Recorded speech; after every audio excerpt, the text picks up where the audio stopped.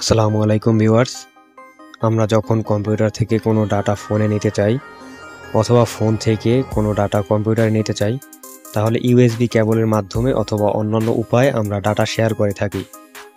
তবে আজকে আপনাদের সাথে এমন একটি ট্রিক্স শেয়ার করব যেটার মাধ্যমে আপনি খুব সহজেই ইউএসবি কেবল ছাড়াই যে কোনো ডাটা ফোন থেকে কম্পিউটারে এবং কম্পিউটার থেকে ফোনে শেয়ার করতে পারবেন। এজন্য আপনাকে প্লে স্টোর থেকে একটি অ্যাপ ডাউনলোড করতে হবে।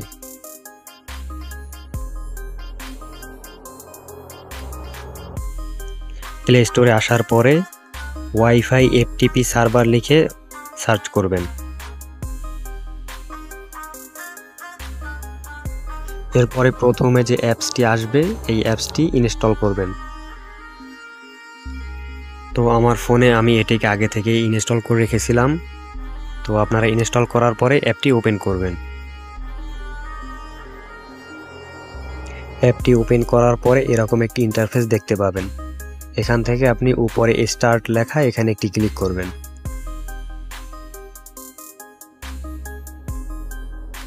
এরপরে আপনার ফোনের স্টোরেজের অ্যাক্সেস যাবে।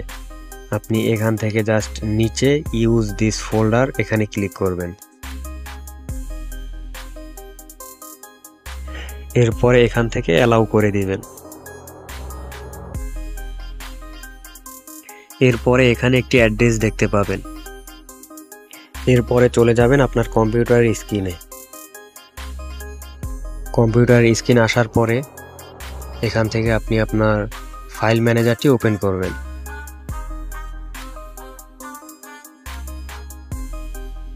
ফাইল ম্যানেজার আসার পরে উপরে যে সার্চ অপশন দেখতে পাচ্ছেন এখানে একটি ক্লিক করবেন।